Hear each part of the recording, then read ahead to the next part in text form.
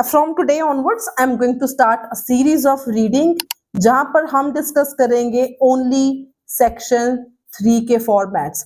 Section 3 को आपने less than 20 minutes में कैसे करना है, कौन से क्वेश्चन इंपॉर्टेंट है, क्वेश्चन टाइप्स कौन से इंपॉर्टेंट है, इनको हैंडल कैसे करना है, ये हमने सीखना है। Basically this video is for those who are preparing for IELTS exam for the month of नवंबर।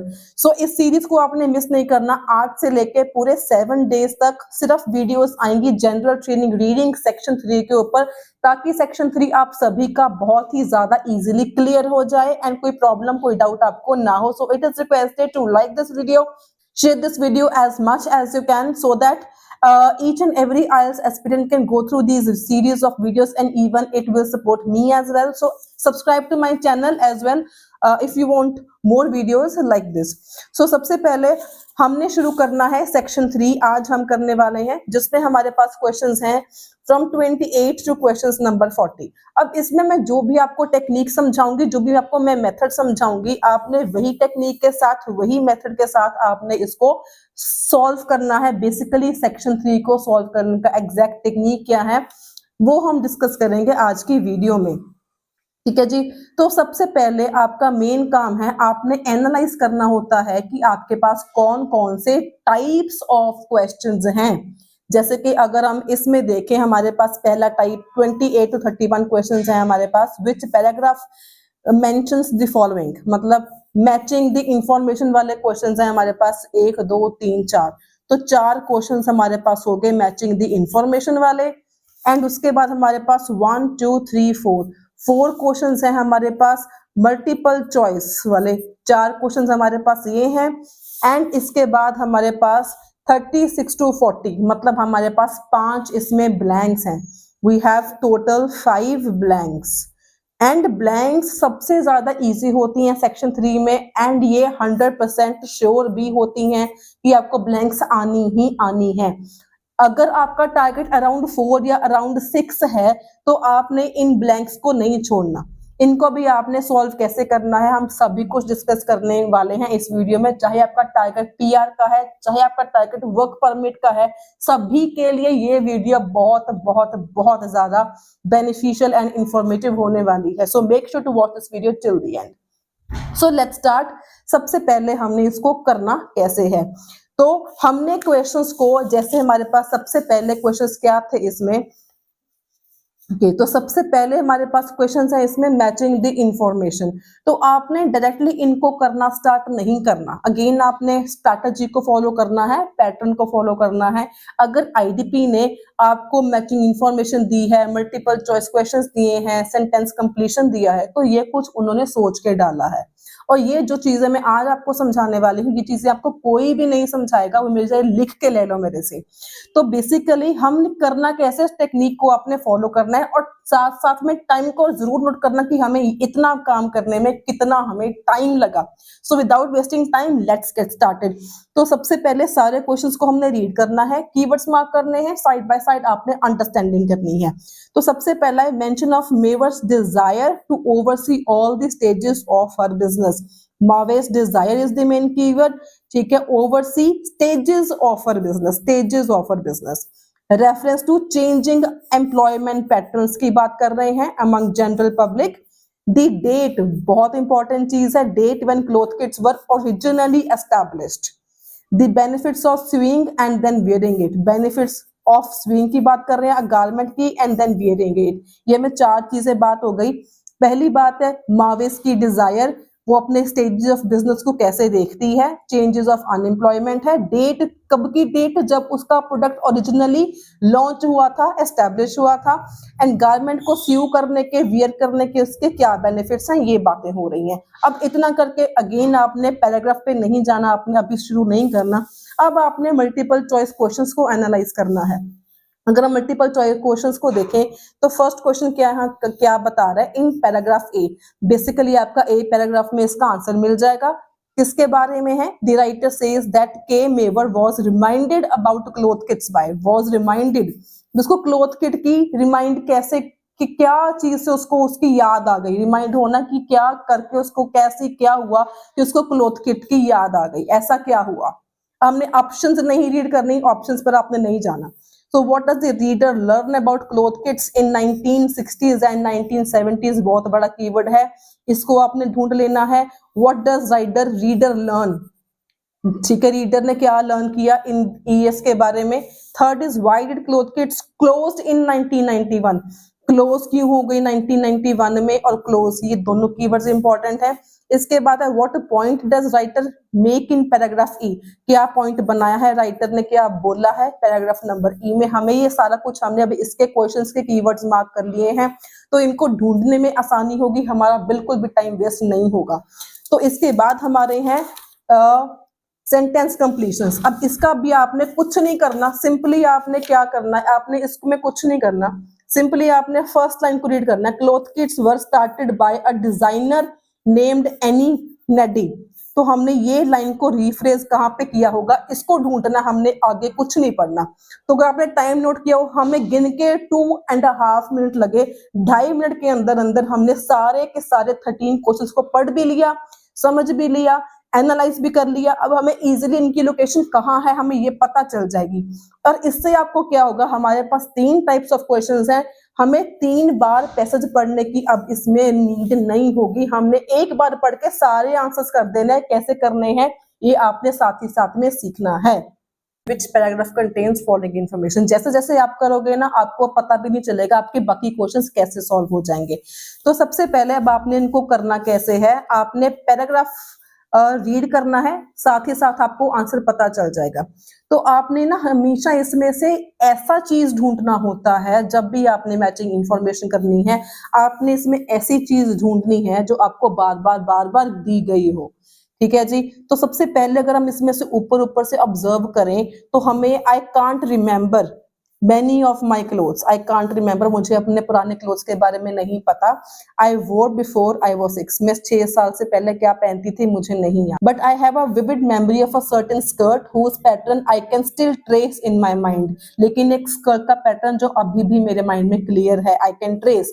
ठीक है. It was wrap around with the belt that threaded through itself decorated with the cats in 2 shades of green. मतलब ये अपनी dress को describe कर रही है यहाँ पे. इसके बाद देखो एक यहाँ पे हमें ईयर मेंशन है, it was 1979 and I was not yet 5. 1979 की बात है, मैं 5 साल की भी नहीं थी. I forgot about that skirt for a time when a girlfriend mentioned the name cloth kits while we were chatting. भी एक गर्लफ्रेंड ने उसको सजेस्ट, हमें बातों में याद आ गया, जब हम चैट कर रहे थे हम उसको क्लोथ किट के बारे में याद आ गया. ये ऐसी कुछ बात कर रहे हैं, यहाँ पे सारी डेट्स की मेंशन कर रहे हैं. ठीक है. इसके बाद एक और यहाँ पे डेट मेंशन है. द ब्रांड मतलब क्लोथ किट की बात कर रहे हैं. The brand founded in 1968. The brand founded in 1968. जो ब्रांड है वो 1968 में फाउंड हुआ था. अब ऐसा हमने कहीं पे रीड किया था, कहाँ पे रीड किया था हमने, let's look at the questions. तो the date when Cloth Kits was originally established as a product. तो हमें डेट 1968 होगी जब वो ओरिजिनली एस्टैब्लिश हुआ था. तो इसका आंसर आपके पास क्या आ जाए, आपका आंसर नंबर ए. मतलब सिर्फ आपने ऊपर से पढ़ा, हमें ये यहाँ पे दिया था कि हमें अलग अलग डेट्स की बात कर रहे हैं, ऊपर से रीड करना शुरू किया तो वो उसको स्कर्ट की कैसा डिजाइन था वो बता रही थी. उसके बाद वो 5 साल की भी नहीं थी, वो बात कर रही थी. उसको क्या याद आया, कैसे याद आया, ये वो बात कर रही थी. ठीक है. इसमें ये बात हो गई. तो एक चीज अगर आपने इसमें ध्यान दी हो, यहाँ पर क्या लिखा हुआ है, I forgot about that skirt for a long time. भी उसको उस जो ऊपर स्कर्ट को मेंशन किया हुआ था उसको वो काफी समय से भूली हुई थी. लेकिन जब उसकी गर्लफ्रेंड ने मेंशन किया क्लोथ किट का name while we were chatting, उसको सडनली याद आ गया. while we were chatting. अब हमने एक मल्टीपल चॉइस क्वेश्चन पढ़ा था पैराग्राफ ए में जिसकी लोकेशन थी. वो क्वेश्चन हमारे पास क्या था, द राइटर सेज दैट के Mave was reminded about Cloth Kit by. तो क्लोथ किट का नाम उसको कैसे याद हुआ, जब वो किसी से कॉन्वर्सेशन पे बात कर रही थी तब बात हुई. तो अगर आपने सारा पैसेज हमने आपसे ध्यान से रीड किया है, अगर आपने इसको पढ़ा हो ध्यान से, तो इसमें कहीं भी देखो शॉप की बात तो हुई नहीं हुई, तो ये तो ऑप्शन ही नहीं आएगा. कुछ उसने परचेज किया ये भी नहीं बताया हुआ था, तो ये भी नहीं आएगा. आउटफिट समवन वाज वियरिंग ये भी नहीं बताया हुआ था, तो अ कॉन्वर्सेशन था, कॉन्वर्सेशन का आपके पास सिनोनिम गिवन था, क्या था? चैटिंग। ठीक है जी, तो बहुत ही क्लियरली आपके साथ में दो आंसर हो गए, एक आपका एमसीक्यू भी हो गया, इसका आंसर क्या आ जाएगा? ऑप्शन नंबर डी आ जाएगा। तो इसीलिए मैंने पहले ही 2.5-3 मिनट लगाकर सारे कीवर्ड्स पहले ही मैंने मार्क कर लिए थे। दिस वॉज द रीजन कि मैंने सारे कीवर्ड्स पहले ही मार्क कर लिए थे। उसके बाद अगर हम नेक्स्ट वाला रीड करें, Cloth kits were created by designer Annie Neddy, तो कुछ आपके माइंड में स्ट्राइक हुआ इसको रीड करके? कुछ भी आपके माइंड में स्ट्राइक हुआ हो तो जो आप कीवर्ड्स मार्क करते हो ना उसको ध्यान में रखा करो, अपने माइंड में रखा करो, तो जो भी आप रीड करते हो ना आपके माइंड में कीवर्ड साथ ही साथ स्ट्राइक होने चाहिए। अगर आपको नहीं याद मैं बता दूं, हमने यहाँ पे रीड किया था outs cloth kits were started by designer named Annie Nede, यहाँ पे स्टार्टेड है। ठीक है, हमारे पास लोकेशन में क्या है? क्रिएटेड बाय डिजाइनर एनी नेडे।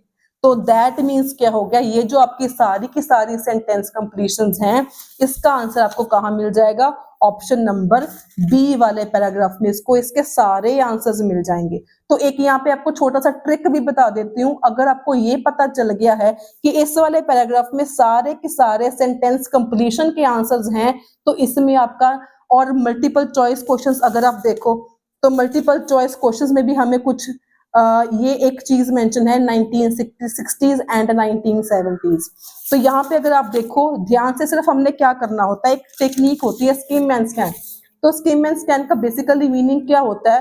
टेक्निक आपने सुना बहुत होगा, लेकिन इसको यूज हमने कैसे करना होता है? ये देखो हमारे पास गिवन है 1960s एंड 1970s। आपको ये चीज जो है कीवर्ड है, स्किम एंड स्कैन का मतलब ये होता है आपने कीवर्ड ढूंढ के, आपने कीवर्ड मार्क करके उसको ही ढूंढना होता है without reading the whole passage. आपने नजर मार के सिर्फ एक कीवर्ड को ढूंढना is called skimming and scanning technique. अगर आप इसको नजर मार के देखो तो यहाँ पे ये रहा 1960s and 1970s। That means आपका जो मल्टीपल चॉइस क्वेश्चन नंबर 2 है इसका आंसर यहाँ पर होगा। इसको हमने अभी नहीं करना, हम बाद में कर लेंगे। एंड जो ट्रिक की बात कर रही हूँ, ट्रिक यहाँ पर ये है, यहाँ पर एक तो मल्टीपल चॉइस क्वेश्चन आ गया, एक इसमें सारे के सारे आपके सेंटेंस कंप्लीशंस आ जाएंगे। सेंटेंस कंप्लीशंस आ जाएंगे दैट मीन्स इसमें कोई भी आपका जो मैचिंग इंफॉर्मेशन है उसका कोई भी क्वेश्चन इसमें आपका नहीं होगा। तो वन थिंग मोर, अगर आपको कोई भी मटेरियल चाहिए, किसी को भी कोई भी मटेरियल चाहिए, जनरल ट्रेनिंग का या एकेडमिक का, listening, reading, writing, speaking, anything चाहिए, तो मेरा टेलीग्राम का चैनल है aman_IELTS, इसको काइंडली ज्वाइन कर लीजिएगा। इसमें स्पीकिंग पार्ट 1 के फिलहाल सीरीज स्टार्ट हो गई है। स्पीकिंग पार्ट 1 का 1 टॉपिक के आंसर्स रोज यहाँ पे अपलोड किए जाते हैं एंड अलोंग विद दैट सिर्फ दो वोकैबुलरी वर्ड्स भी इसमें रोज किए जाते हैं अपलोड विद एग्जांपल सेंटेंस। इससे क्या होगा? एक तो आपकी रोज वोकैबुलरी इंक्रीज होगी, साथ में उसको आपने यूज कैसे करना है स्पीकिंग में, राइटिंग में, वो भी आपको पता चलेगा। अगर आपकी सेंटेंस फॉर्मेशंस में प्रॉब्लम है तो वो भी आपकी इंप्रूव हो जाएंगी। सो सारा मटेरियल, बहुत सारी पीडीएफ मैंने ऑलरेडी करके रखी है इस चैनल पर upload. So do join my Telegram channel, it's totally free of cost. इसमें आपको कोई भी एडिशन कुछ भी नहीं करना होता है, आपको सारा मटेरियल, सारी नॉलेज आपको टोटली फ्री ऑफ कॉस्ट मिलेगी। तो देखो एक तो यहाँ पे हमें मिल गया सारे सेंटेंस कंप्लीशन के आंसर्स होंगे, दूसरा इसमें हमने मार्क कर लिया कि क्यू क्वेश्चन नंबर 2 का आंसर भी यहाँ पे होगा। तो दैट मीन्स जो हमारा मैचिंग द इंफॉर्मेशन है इसमें से जो सेकंड वाला बी पैराग्राफ है इसमें कोई आंसर नहीं होगा। तो ये एक छोटी सी ट्रिक है जिसको आप माइंड में रख सकते हो, जिसको आप यूज भी कर सकते हो। इसमें आपके पास 2 आंसर्स ऑलरेडी हैं, सारे सेंटेंस कंप्लीशंस हैं इसमें and multiple choice question number 2 का आंसर इसमें है। तो इसके बाद हम रीड करते हैं नेक्स्ट वाला सी वाला पैराग्राफ। अगर सी वाले को रीड करें, Neddy sold the company in the late 1980s, उसमें कंपनी को सोल्ड कर दिया। अब 1991 की बात कर रहे हैं यहाँ पे। इसको फिर भी अगर हम रीड करें, there had been few administrative problems थी कुछ जो स्ट्राइक्स के साथ एंड न्यू कंप्यूटर सिस्टम के साथ हुई, but the times were changing as well, time बदल रहा था, समय बदल रहा था। She says more women were going out to work and sewing less for children, ज्यादा women's बाहर जाके काम कर रही थी, बच्चों के लिए सूट कम, कपड़े कम सी रही थी। She sold the company to one of her suppliers, ठीक है जी। तो ये यहाँ पे क्या बात कर रहे हैं, यहाँ पे अगर यहाँ तक आप ऑब्जर्व करो, यहाँ पे उन्होंने क्या बात करी है कि जो लोग हैं वो पहले घर में रहती थी, लड़की वुमेन्स घर में रह के कपड़े सीती थी, लेकिन अब टाइम चेंज हो रहा था तो वो ज्यादातर वुमेन बाहर जाके काम करना पसंद करती थी। तो इसमें आपने भी क्या करना होता है, एलिमिनेशन टेक्निक को यूज करो। अब यहाँ पे क्या लिखा है, स्टेजेस ऑफ बिजनेस, कहीं पे स्टेजेस की बात हुई, डिजायर की बात हुई, जो हमने अभी रीड करा नहीं हुआ इसमें कोई बात। 30th वाला तो हमारा ऑलरेडी हो चुका है। बेनिफिट्स की बात हुई इसमें नहीं हुई। रह क्या गया 29th वाला, इसमें क्या है, changing employment patterns among the general population. Yes, इसका आंसर ये होगा। कैसे? क्योंकि ज्यादातर विमेन अब बाहर जाके जॉब कर रही थी। तो इसका आंसर आपके पास क्या आ जाएगा, ऑप्शन नंबर सी। और एक और चीज, अब हमने मल्टीपल चॉइस क्वेश्चंस में पढ़ा था बी, हमें इसकी लोकेशन तो मिल गई, फर्स्ट हमने सॉल्व कर लिया ऑलरेडी, इसकी लोकेशन हमें पता है। थर्ड वाला क्या है, 1991 में क्लॉथ किट कंपनी बंद क्यों हो गई। तो अगर हम इसको देखें, ये रहा 1991, इसका location multiple choice question number 3 की लोकेशन आपको मिल गई सी में, तो ये भी आपने मार्क कर लेनी है। तो आपका टाइम दोबारा से वेस्ट नहीं होगा, आपको पता चल गया ऑलरेडी आपकी लोकेशन कहां पर है। ठीक है जी। तो इसके बाद अगर हम नेक्स्ट वाला रीड करें, ऑप्शन नंबर डी, डी को रीड करके आपने गेस करना है कि इसका आंसर अब क्या होना चाहिए।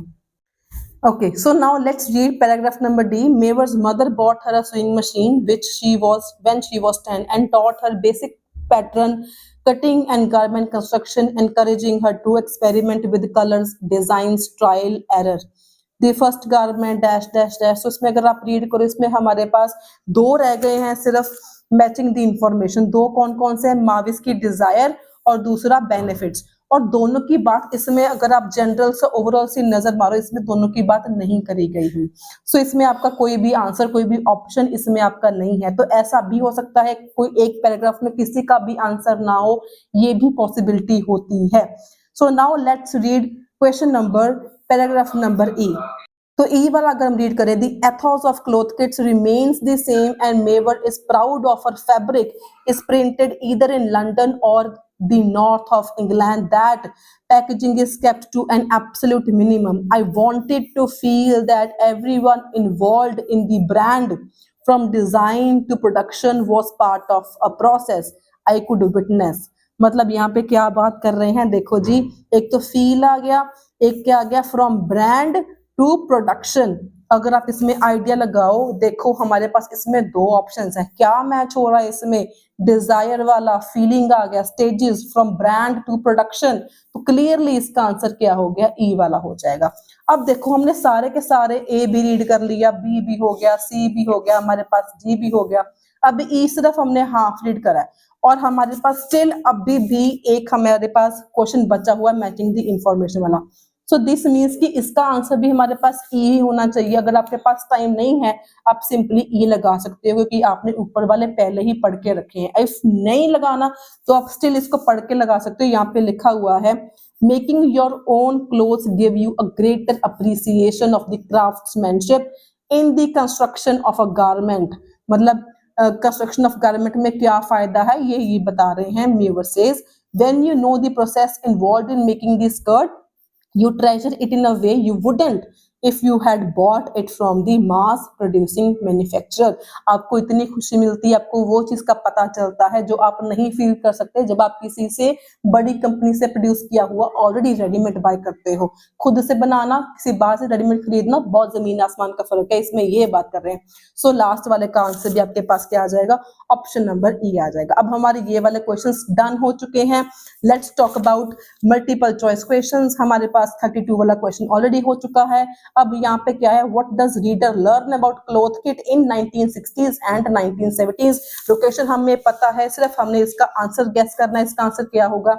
अब 1960s टू 1970s में क्या बात कर रहे हैं, अगर आप रीड करो, यहाँ पे लिखा हुआ है, cloth kits has always embodied the spirit of late 1960s and 1970s। जो क्लॉथ किट हैं उन्होंने हमेशा जो स्पिरिट है क्लोथिंग का वो जिंदा रखा इन दी लेट 1960s टू 1970s। इसके बारे में ये एक ही लाइन कह रहे हैं और कुछ लाइन बोल ही नहीं रहे, तो इससे ही आपने गैस करना है इसका आंसर क्या होगा और कैसे करना है। You have to use elimination technique here. तो अगर आप ये पढ़ो, its management was spread across numerous countries, ना इसकी बात तो करी गई नहीं हुई।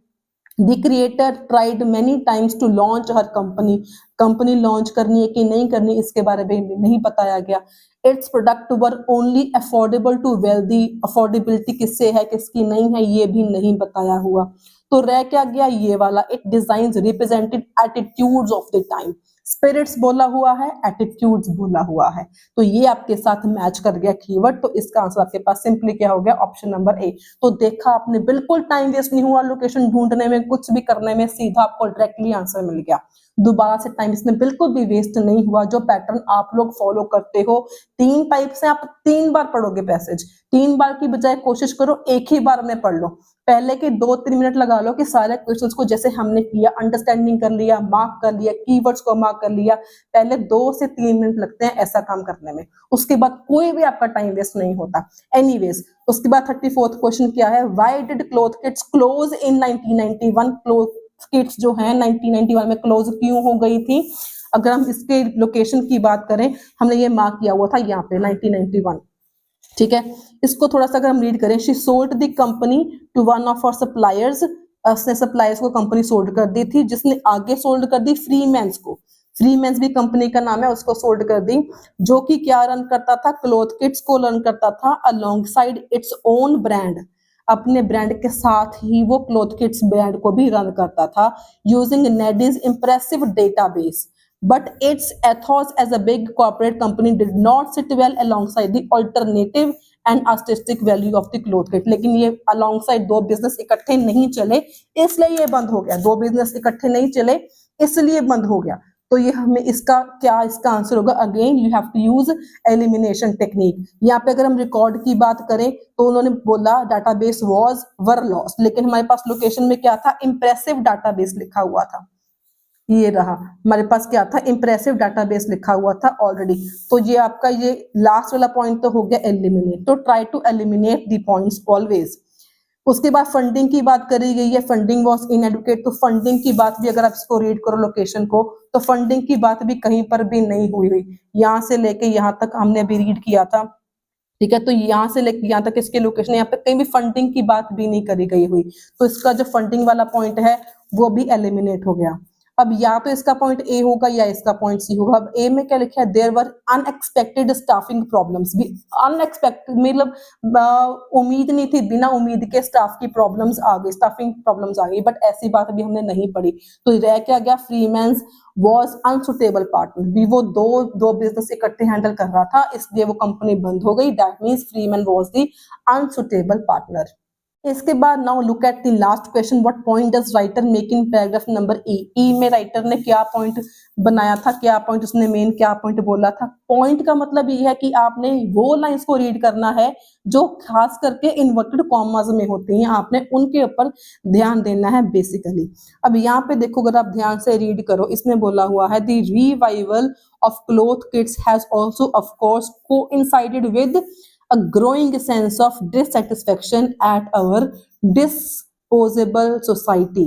मतलब डिस्पोजेबल सोसाइटी का मतलब क्या हुआ, आगे लिखा है and resulting in resurgence of interest in skills such as sewing and knitting. मतलब डिस्पोजेबल सोसाइटी मतलब एक टाइम पहना और थ्रो कर दिया, वन टाइम वियर कर दिया फिर थ्रो कर दिया, इसको बोलते हैं डिस्पोजेबल सोसाइटी। ये कॉमर्स में थी लाइन, तो ये हमने रीड करी। अब ये अगर हम इसको ऑप्शंस के साथ कंपेयर करें, अगेन एलिमिनेशन टेक्निक को यूज करेंगे, पास्ट के से कंपैरिजन नहीं हुआ, ये वाला पॉइंट नहीं आएगा। अगेन पास्ट वाला कंपैरिजन है, इसका भी नहीं आएगा पॉइंट। उसके बाद आ गया people are more concerned about throwing away items than in the past. भी आइटम्स थ्रो कर रहे हैं देन इन दी पास्ट, ज्यादा आइटम्स थ्रो कर रहे हैं, तो obviously disposable and throw away करना सिनोनिम्स आपको मिल गए, तो इसका आंसर सी वाला हो जाएगा। ठीक है जी। लेस स्विंग की बात नहीं करी थी हमने, रीच मोर मार्केट्स की बात भी नहीं करी थी, बिगर प्रेमिसेस की बात भी नहीं करी थी, क्या बात करी थी, डिस्पोजेबल सोसाइटी ज्यादा हो गई है इसकी, यहाँ पे ये बात कर रही थी।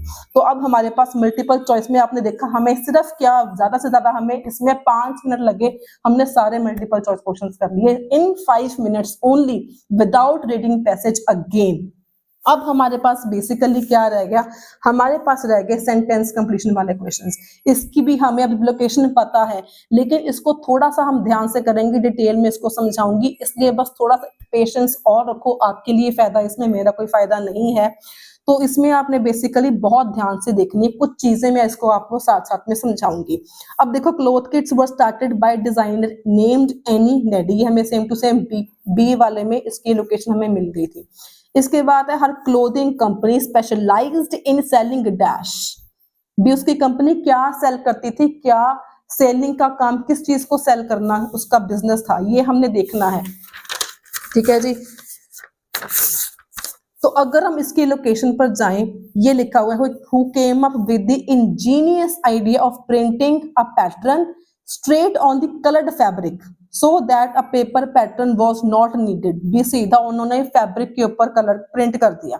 तो क्या वो सेल करता था, अगर आप इससे आइडिया लगाओ, क्या सेल करता था, पेपर सेल करता था, नहीं तो, और फिर क्या सेल कर, अगर पेपर सेल नहीं करेगा तो क्या चीज सेल करेगा, फैब्रिक सेल करेगा। अब इसका आंसर अकेला फैब्रिक आएगा, कलर्ड फैब्रिक नहीं आएगा। क्यों, इसका रीजन क्या है, हमें ऊपर इंस्ट्रक्शंस गिवन है, वन वर्ड ओनली, तो इसका आंसर क्या आएगा, ओनली फैब्रिक इसका आंसर आ जाएगा। इसके बाद this came up with dash, ये किसके साथ आया, केम अप विद मतलब किसी के साथ आया, which meant that buyer were able to make their own garments। अब एक चीज ना ध्यान से आपने यहाँ पे समझनी है, ब्लैंक्स के पहले वाले वर्ड्स एंड ब्लैंक्स के लास्ट वाली language, these are 100% synonyms, these are 100% synonyms। इसको बात को अगर आपने समझ लिया ना, आपका कोई भी आंसर गलत नहीं होगा। ठीक है, जो ये फैब्रिक है वो किसके साथ अकम्पनी हुआ, किसके साथ काम अप हुआ, अगर इसको आगे देखें, it was accompanied by instructions, accompanied by है, यहाँ पर लोकेशन में हमें अकम्पनीड बाय है, लेकिन क्वेश्चन में हमारे पास क्या है, कम अप विद, दोनों का ये दोनों सिनोनिम्स हैं, किसके साथ आया, इंस्ट्रक्शंस के साथ आया, that almost anyone could follow, आगे क्या लिखा है, which meant that buyers were able to make their own garments, anyone can follow, इसका भी आपको सिनोनिम मिल गया। तो इसका आंसर क्या हो गया, सिंपली इसका आंसर हो गया हमारे पास इंस्ट्रक्शंस हो गया इसका आंसर। नेक्स्ट आंसर क्या है, ये मुझे आपने बताना है कमेंट सेक्शन में। The very first garment Annie Neddy made was a multi coloured stripes dresses with a dash pattern. पहली बात वेरी फर्स्ट गारमेंट की बात कर रहे हैं, दूसरी बात मल्टी कलर्ड की बात कर रहे हैं, तो हमेशा you have to look for synonyms, हमेशा सिनोनिम्स। तीसरी बात पैटर्न ढूंढना, आपने बताना क्या है, कौन सा पैटर्न है। अब पैटर्न क्या होता है, ये 2D होता है, 3D होता है, या कुछ भी होता है, मतलब पैटर्न बताना है आपने। अब लोकेशन के लिए आपके पास मल्टी कलर ऑप्शन आ गया, फर्स्ट गारमेंट आ गया। अगर हम इसको ध्यान से पढ़ें, इसको ध्यान से रीड करें, यहाँ पर हमारे पास है strip in orange, pink, turquoise and purple, ये आपके पास इसकी लोकेशन है।